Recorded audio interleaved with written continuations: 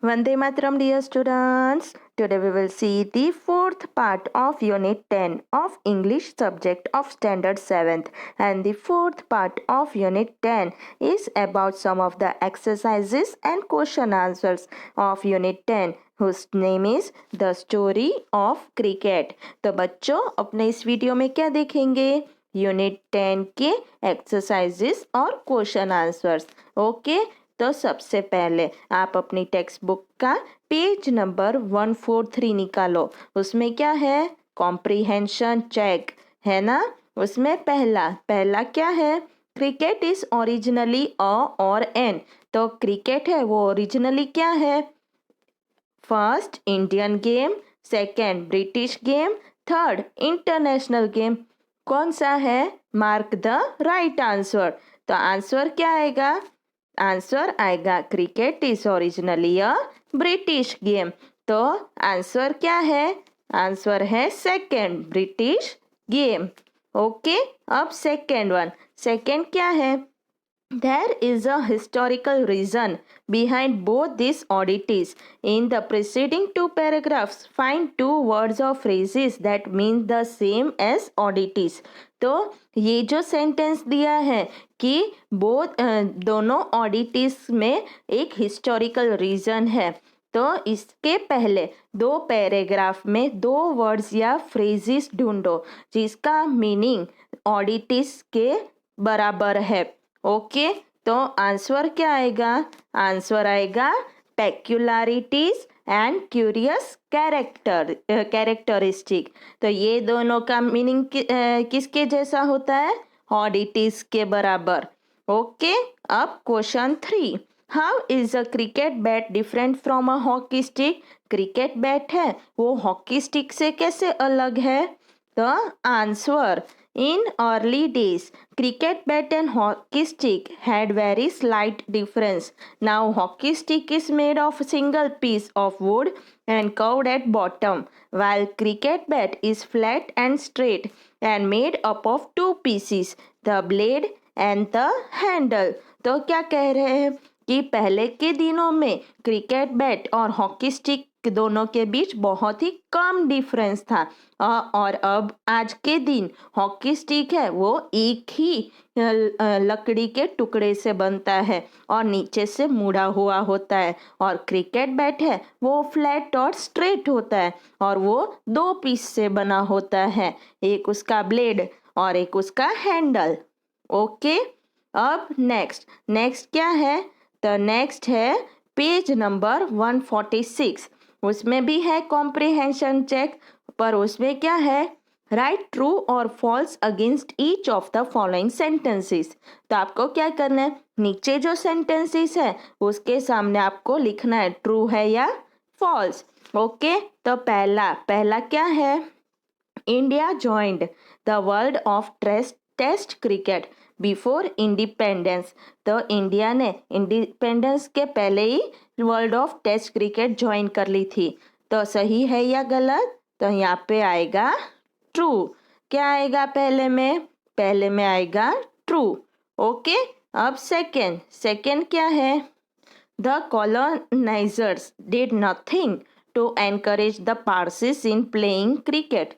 तो कॉलोनाइजर्स थे, उन लोगों ने पारसीज को क्रिकेट खेलने में कुछ एनकरेज नहीं किया था. तो सही है या गलत? तो सही है, तो आएगा ट्रू. क्या आएगा? सेकेंड में आएगा ट्रू. ओके, अब third one. Palwankar Baloo was India first test captain. तो सही है या गलत? ये है गलत, फॉल्स.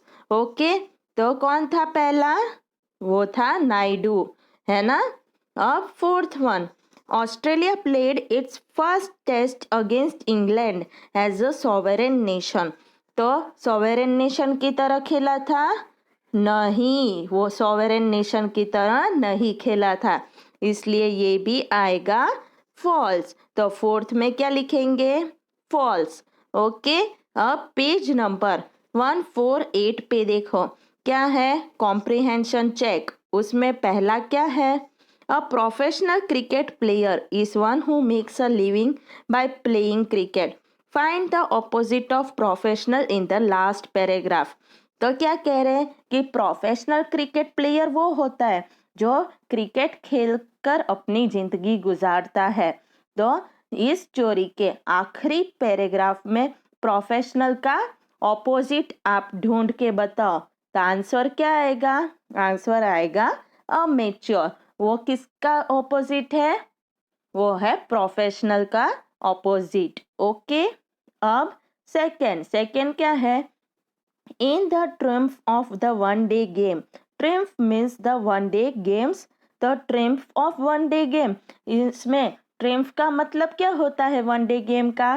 तो पहला ऑप्शन है सुपीरियरिटी टू टेस्ट क्रिकेट, दूसरा inferiority to test cricket, third achievement and success over test cricket, और फोर्थ पॉपुलैरिटी एमॉन्ग व्यूअर्स। तो इसमें से सही आंसर मार्क करना है। Mark the right answer.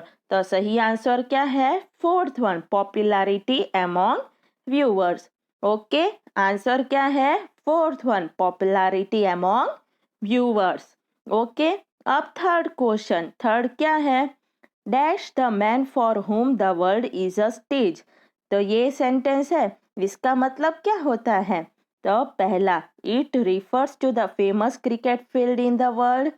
Second, it means that there are many cricket playing countries in the world. Third, it implies that cricketers are like actors and every cricket ground is like a stage on which the drama of cricket is enacted the world over. तो इनमें से आपको क्या करना है? Mark the right answer. तो सही कौन सा है? तो सही आएगा तीसरा। ओके, तीसरा क्या है? कि it implies the cricketers are like actors and every cricket ground is like a stage on which the drama of cricket is enacted the world over. Okay, अब next, working with the text. तो उसमें क्या है? पहला question, name some stick and ball games that you have witnessed और heard of. तो थोड़े games के नाम बताने हैं जिसमें स्टिक और बॉल का यूज होता है, जिसके बारे में आपने देखा भी हो या सुना हो। तो उसका आंसर क्या आएगा? Hockey, cricket, baseball, polo, billiards are the few games जो स्टिक और बॉल के साथ खेलते हैं। अब question 2, the Parsis were the first Indian community to take the cricket, why? तो पारसी थे वो सबसे पहली कम्युनिटी थी इंडिया की जो क्रिकेट खेल रही थी। क्यों? तो आंसर आएगा, the Parsis were the first Indian community to take to cricket as they were in close contact with the British because of their interest in trade and the first Indian community to westernize. Okay, क्योंकि वो लोग किसके contact में थे? British के contact में थे, close, और उनको ट्रेड में इंटरेस्ट था, इसलिए वो अपनी कम्युनिटी को वेस्टर्नाइज करना चाहते थे। अब third question, the rivalry between the Parsis and the Bombay Gymkhana had a happy ending for the former. What does a happy ending refer to?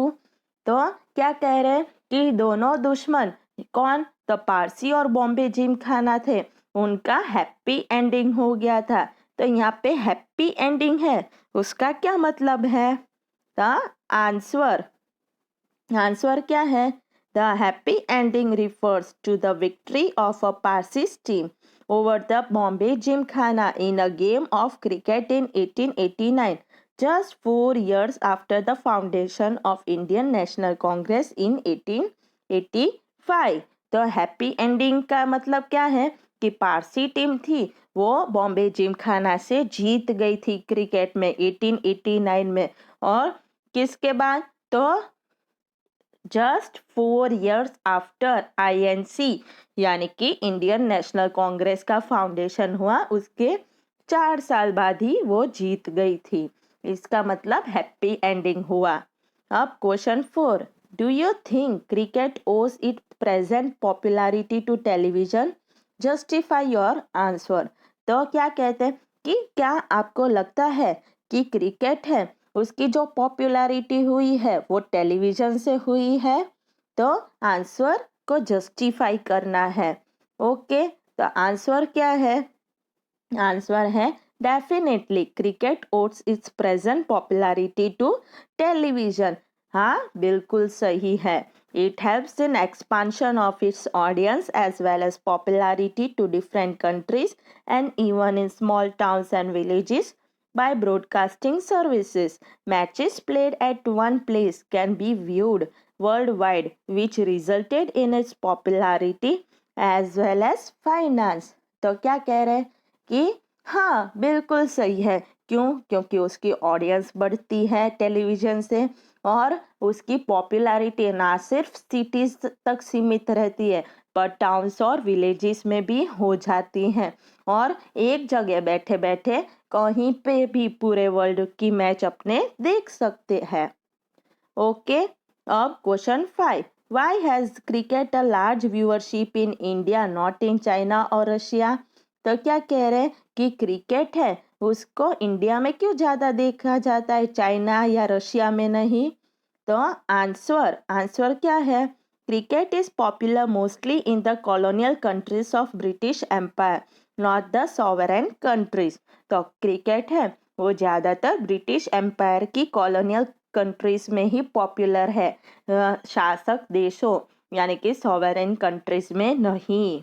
India was only the part of the British empire not the China और Russia. तो India है वो British empire का एक part था, China या Russia नहीं. Therefore cricket has a large viewership in India not in China और Russia. Moreover, TV companies have created a global market for cricket in India. Okay.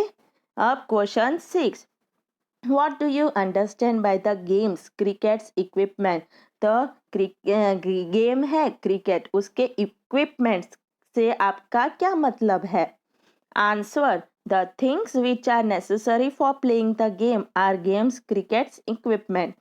Like in cricket, ball, bat, wickets, helmets, gloves, pads are the required things to play the match. Okay?